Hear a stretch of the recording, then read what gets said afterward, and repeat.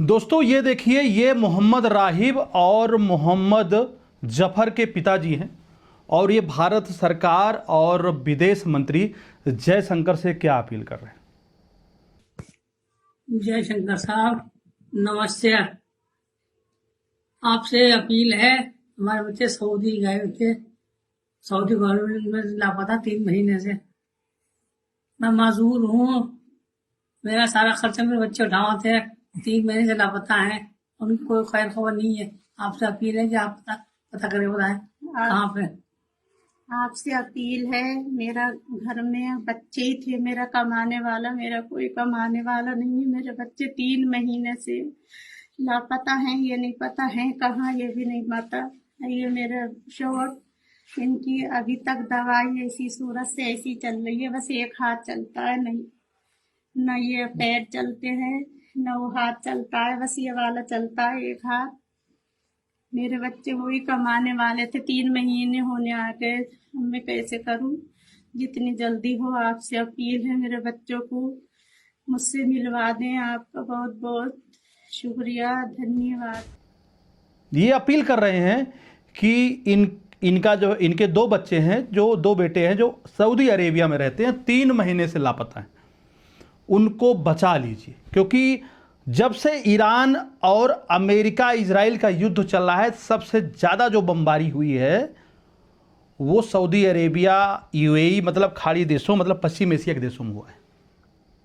और ये 2 शख्स वहाँ पर रहते हैं। और भारतीय सरकार ने, जब से युद्ध चल रहा है तब से भारतीय सरकार बोल रही सुरक्षा दृष्टि से या तो आप जो है भारत वापस आ जाओ, या तो जहाँ रह रहे हो अपनी सुरक्षा का ध्यान अपने आप से या रखो। लेकिन ये 2 लोग हैं, और ये 2 लोग ही नहीं, ये 2 लोग तो सामने आए हैं, ऐसे बहुत सारे मुस्लिम हैं भारत में जिन्होंने भारत का नाम विदेश में जाकर के भी बदनाम कर रखा है, और बहुत सारे पाकिस्तानी भी हैं। क्योंकि इनको ये नहीं समझ में आता, जिस मुल्क में आप रह रहे हो, जिस मुल्क में आप पैदा हुए हो, पहली बात उसके लिए आपकी लॉयल्टी होनी चाहिए। क्योंकि इनकी लॉयल्टी तो ईरान के लिए रहेगी और सारे पाकिस्तानियों की लॉयल्टी ईरान की तरफ रहेगी, और पैसे की जरूरत पड़ेगी तो इनको चाहिए सऊदी अरेबिया से रोजगार चाहिए, इनको यूएई में, एमिरेट्स में इनको जो है रोजगार चाहिए, लेकिन इनकी लॉयल्टी टुवार्ड ईरान रहती है। तो भैया ये 2 भाई सऊदी अरेबिया में काम करते थे, और अब कुछ रियाल, मतलब शायद 200 रियाल इन्होंने ईरान को भेज दिए जब ईरान और अमेरिका युद्ध चल रहा था। भैया ईरान ने सऊदी अरब के साथ में क्या किया आपने देखा है, आरामको को उड़ा दिया है। सऊदी अरब का जो एक बादशाहत थी, जो है तेल बेचने में, ओपेक कंट्री में सबसे ऊपर आता था, सबसे ज़्यादा तेल निकालने और बेचने का अधिकार सिर्फ सऊदी अरेबिया के पास में, सेकंड नंबर पे ईरान है। और इनकी दोनों की दुश्मनी है, दोनों मुस्लिम मुल्क हैं। लेकिन भाई ये बात हमारे जो भारतीय मुसलमान हैं, कुछ भारतीय मुसलमान हैं, मैं सबको नहीं बोलूँगा, कुछ भारतीय मुसलमान हैं, उनको ये बात समझ में नहीं आती। युद्ध शुरू होता है तो हमारे तरफ से एक तबका निकल के आता है कि खैमनई हमारे रहबर थे, हमारे सब कुछ थे। भारत में भारत का प्रधानमंत्री इनका रहबर नहीं है, लेकिन इनका रहबर खैमनई हो सकता है।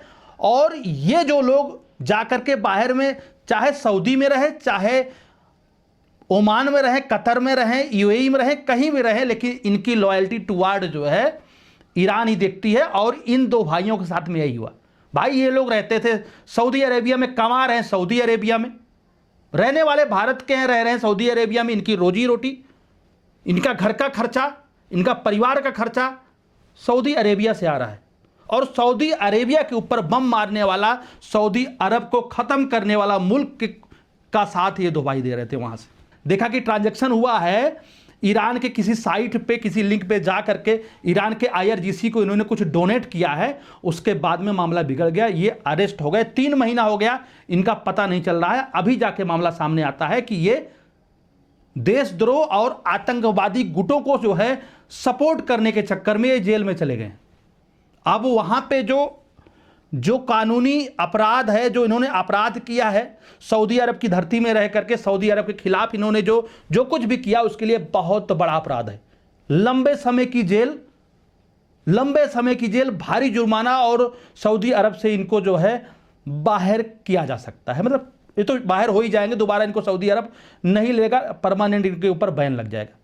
जरा सोचो, तुम रहते हो भारत में, तुम्हारा परिवार तुम्हारे ऊपर डिपेंड है, तुम सऊदी अरब में जाकर के कमाते हो, और उस समय जब सऊदी अरब और ईरान के बीच में बिल्कुल हालात खराब हैं, ईरान किसी को जीने नहीं दे रहा है, और तुम्हारी जो लॉयल्टी है वो टुवार्ड उस नेशन है जो आतंकवादी मुल्क है।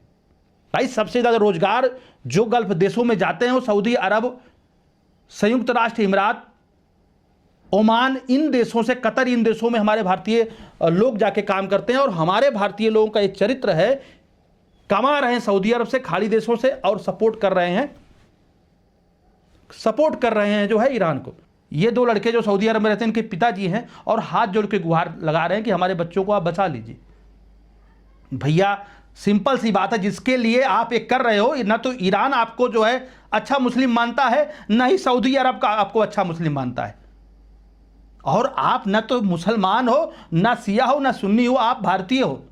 आप भारत की तरफ से, आप जो है भारत के नागरिक होकर के किसी भी मुल्क में गए हो, तो कम से कम वहां पे ऐसा काम करो कि भारत का सीना चौड़ा हो, भारत का कद ऊंचा हो, ना कि भारत को जो है इस तरह की कोई बात झेलनी पड़े।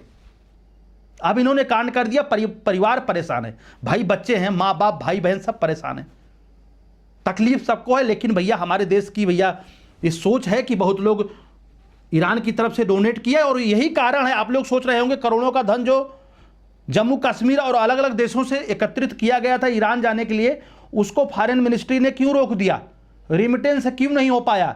क्योंकि भारत नहीं चाहता है हम किसी भी मुल्क को सपोर्ट करें पैसे से और बाद में हम सऊदी अरब या खाड़ी देशों से दुश्मनी मोल लें। भारत एक न्यूट्रल बॉडी है, किसी को सपोर्ट नहीं करता है।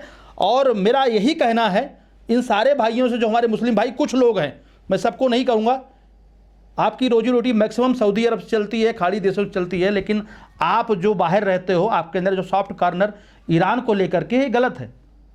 जिसका आप नमक खा रहे हो, उसी की बर्बादी के लिए आप पैसे डोनेट कर रहे हो। और यही काम किया था पाकिस्तान ने यही काम किया था कि पाकिस्तान की मैक्सिमम आवाम जो कि सुन्नी है, सुन्नी होने के बावजूद वो सुन्नी मुसलमान, खास करके जो अरब देशों के मुसलमान हैं, उनको सपोर्ट नहीं कर रहे, उनका सॉफ्ट कॉर्नर ईरान की तरफ है। वो खड़े होकर एक बार भी संयुक्त राष्ट्र अमीरात का सपोर्ट नहीं किया, इसीलिए दुबई ने, यूएई ने इनको जो है बाहर का रास्ता दिखाया, एक मुसलमानों को, पाकिस्तान के मुसलमानों को बाहर निकाल दिया।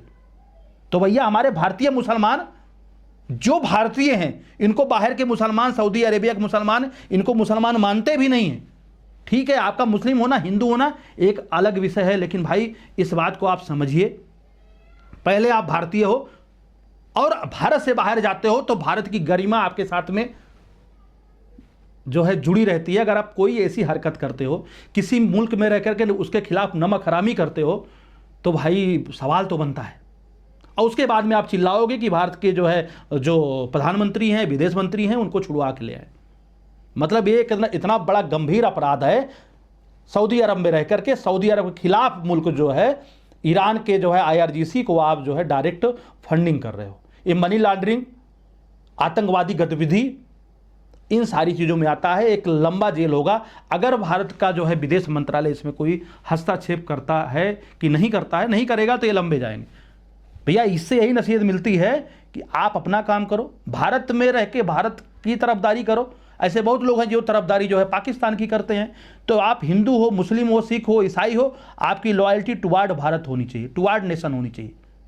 यही मामला भारत में हुआ होता तो हमारा विपक्षी दल खड़ा हो गया होता कि उसने कोई गलती नहीं करी है। लेकिन आज अरब करेगा तो किसी को बोलने की हिम्मत नहीं आएगी, न तो हमारा विपक्षी दल बोलेगा, न तो कोई बोलेगा। जो मुसलमानों के रहनुमा है भारत में, वो भी नहीं बोलेंगे। तो सच्चाई यही है, विशुद्ध राजनीति होती है तो राजनीति में न पड़े। आप रोजी रोटी तलाशने सऊदी अरब या किसी भी देश में, पश्चिम एशिया किसी भी देश में गए हैं, तो भैया रोजी रोटी अपनी तलाशें, जॉब करें, पैसा अपने माँ बाप को भेजें, माँ बाप को, ताकि शांति मिले, खुशी मिले, उनको अच्छा लगे। यार उनको परेशान करके कोई भी तुम्हारा काम नहीं बनने वाला है, सिर्फ बदनामी मिलेगी। इसी साथ वीडियो कंप्लीट करते हैं। आप लोग स्वस्थ रहें, मस्त रहें, जबरदस्त रहें। जय हिंद।